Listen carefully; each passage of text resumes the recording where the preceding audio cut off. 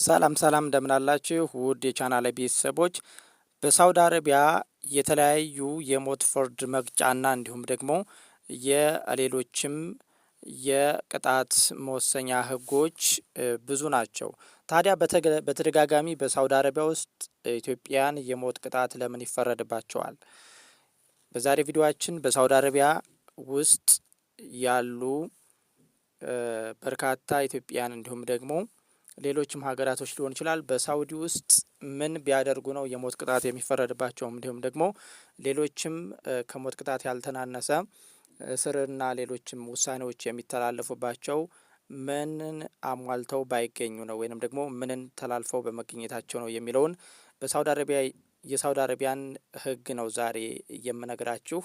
በተለይም ከሰሞኑ በማህበራዊ ሚዲያ ላይ እንደተመለከታችሁት ከ60 ዓመት በላይ ኢትዮጵያን ስደተኞች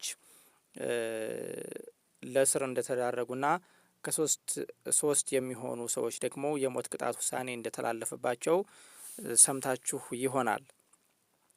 ይህ ውሳኔ መነሻው ከአደንዛዥ እጽና በተለይም ደግሞ ጫት፣ ሀሺሽ እንዲሁም ከሌሎችም ዝውውሮች ጋር በተያያዘ እንደሆነ ነው የሳውዲ አረቢያ መንግስት ክሱን የሚያቀርበው።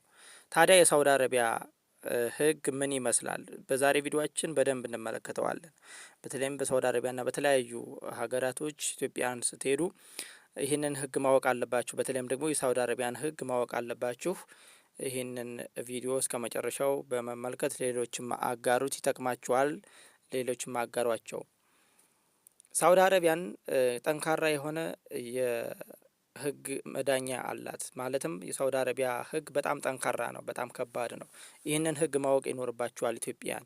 በተለይም እዛ የምትገኙና ለመሄድም የምታስቡ ኢትዮጵያን ካላችሁ እንግዲህ የፍርድ ሂደቱንና የህጉን አስገዳጅነት ዝርዝር ማብራሪያ በሚከተለው መልክ አብራራላችኋለሁ። የመጀመሪያው የሳውዲ አረቢያ የሞት ቅጣት ወይም ህግ መሰረቶች። የሳውዲ አረቢያ ህግ ስርዓት በዋናነት በኢስላማዊ በሸሪያ ህግ ላይ የተመሰረተ ነው። የወንጀል ቅጣቶች በሶስት ዋና ዋና ክፍሎች ነው የሚከፈሉት በሳውዲ አረቢያ። አንደኛው ቅያስ ነው። ቅያስ የሚባል የአይን ላይን አይነት አቻ ቅጣት ወይም ለምሳሌ በነፍስ ማጥፋት ወንጀል የሚጣል የሞት ቅጣት ነው። ይህ በኢትዮጵያም ሊኖር ይችላል። በሳውዲ አረቢያ የሚደረግ የሞት ቅጣት ህግ ነው። ቅያስ ይሰኛል። የአይን ላይን ወንጀል በነፍስ ማጥፋት ሊሆን ይችላል። በዚህ ላይ ተሳትፎ ያለው ሰው በሞት ፍርድ ሊቀጣ ይችላል ማለት ነው።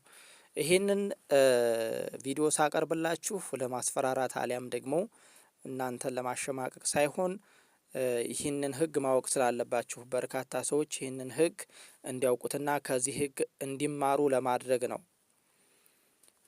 በቁርአን ውስጥ በግልጽ የተቀመጠው ሌላኛው ሁለተኛው ሆዱድ ይባልኛል። ይህ ሆዲድ የተሰኘው ህግ በቁርአን ውስጥ በግልጽ የተቀመጠ ነው። የማይቀየሩ ከባድ ቅጣቶችን የያዘ ነው። በስርቆት፣ በሽብርተኝነት ወይም በትጥቅ አመጽ ላይ የተመሰረቱ በእነዚህ ላይ መሰረት ያደረገ ሆዲድ የተሰኘ ቅጣት ነው ማለት ነው። ይህም ሌላኛው ነው። ሌላኛው ሶስተኛው ታዚር ይሰኛል። ታዚር እንደ ሀገራቱ ደህንነትና ሁኔታ በመንግስት ወይም በዳኞች ውሳኔ የሚወሰኑ ቅጣቶች የሚተላለፉበት የቅጣት አይነት ነው። የአደንዛዥ ዝውውር ወንጀል በዚህ ውስጥ ይመደባል። በታዚር ስር ነው የሚመደበው። መንግስትን፣ ህብረተሰቡን ወይም ሌሎችንም ማህበረሰቦች ከአደጋ ለመጣል በአደንዛዥ አዘዋዋሪዎች ላይ የሞት ቅጣት ሊተላለፍ ይችላል ይላል። በህግ ስልጣን አለው። ይህም ማለት ነው ይህ ታዚር የተሰኘው ህግም የሞት ቅጣትን ሊያስተላልፍ የሚችል የህግ ስልጣን የተሰጠው ነው በሳውዲ አረቢያ። ሁለተኛውና ሌላኛው ከአደንዛዥ እጽ ጋር በተያያዙ የህግ አስገዳጅነቶች አሉ። ሳውዲ አረቢያ በአደንዛዥ እጽ ዝውውር ላይ እጅግ ጥብቅ የሆነና ዜግነትን የማይመርጥ ህግ አላት። ዜግነትን የማይመርጥ ህግ እንዳላት ነው የሚነገረው። የሞት ቅጣት መመለስ ወይንም ሳውዲ አረቢያ በተለይም በ2021 ከአደንዛዥ እጽ ጋር በተያያዙ ወንጀሎች ላይ ጥላው የነበረውን የሞት ቅጣት እገዳ በማንሳት ከ2022 መጨረሻ ጀምሮ ድርጊቱን በድጋሚ በሞት ቅጣት በመቅጣት ማስጀመሯ ይታወሳል። በ2021 ተግባራዊ እያደረገች ነበር። አቁመው የነበረውን ደግሞ በ2022 አስጀምራ እስካሁን ድረስ እንዳለን የሚታወቀው። ሌላኛው የጫት ከሁለተኛው ላይ የምናገኘው የጫት እና የሀሽሽ የህግ ደረጃ ነው።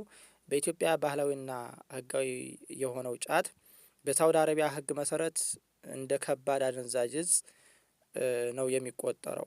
ጫትም ሆነ ሀሽሽ ይዞ መገኘት ወይም ደግሞ ማዘዋወር ወደ ውስጥ ወደ ሳውዲ አረቢያ ማስገባት በቀጥታ በሞት ሊያስቀጣ የሚችል ከፍተኛ የወንጀል ቅጣት ተደርጎ ነው የሚወሰደው፣ ተደንግጓል በሀገሪቱ ማለት ነው። ሶስተኛው የፍርድ ሂደቱና የሰብአዊ መብት ተሟጋቾች ስጋት የሚል አለ። ዓለም አቀፍ የሰብአዊ መብት ተሟጋቾች እንደ ሂዩማን ራይትስ ዋች እና የኢትዮጵያ የእምነት አባቶች ያነሱት ዋናው ስጋት የሳውዲ አረቢያ የህግ ሂደት ስደተኞችን ተጠቃሚ ያላደረገ ነው በማለት በርካታ ሀሳቦች ይነሳሉ በእነዚህ ድርጅቶች ማለት ነው። የህግ ከለላና አስተርጓሚ ሳይኖር ብዙዎች ስደተኞች በቡድን በአጭር የፍርድ ሂደት ይቀርባሉ። ይህም ከባድ እርምጃም ይወሰድባቸዋል ይላል። የህግ ጠበቃ ወይም በቋንቋቸው የሚረዳቸው አስተርጓሚ አይመደብላቸውም። በጣም አሳዛኙ ነገር ይህ ነው። ብዙዎች ጥፋተኛ የተባሉትን የሰነድ ማስረጃዎች ሳያውቁ ሳይረዱ እንዲፈርሙ ይገደዳሉ። በአስገዳጅ ሁኔታ ጥፋተኛ እንደሆኑ ራሳቸው እንዲፈርሙ ያስገድዷቸዋል። ከዛም በኋላ ከባድ እርምጃ ይወሰድባቸዋል ማለት ነው። በጣም ከባድ ነው። በሰዎች ዝውውር ሰለባ መሆን ስደተኞች ከየመን ተነስተው ድንበር በሚያቋርጡበት ወቅት ህገወጥ የሰዎች አዘዋዋሪዎች ወይም ደላላዎች ጉዟቸውን ለመቀጠል እንደ ቅድመ ሁኔታ ጫት ወይም ሀሽሽ እንደ ሀሽሽ ያሉ በግዴታ እንዲሸከሙ ሊያደርጓቸው ይችላሉ። አያችሁ በጣም ከባዱ ነገር እነሱ ኢትዮጵያን በየመን በባህር አቋርጦ ሲሄዱ ወንበዴዎች ወይም ደላላዎች ግዴታ አደንዛዥ እጽና የተለያዩ ህገወጥ ነገሮችን ወደ ሳውዲ አረቢያ ለማስገባት አስገድደው በአስገዳጅ ሁኔታ ኢትዮጵያውያንን ተሸከሙ ሊሏቸው ይችላሉ ማለት ነው። በብዛት የሚደረገው ይሄ ነው።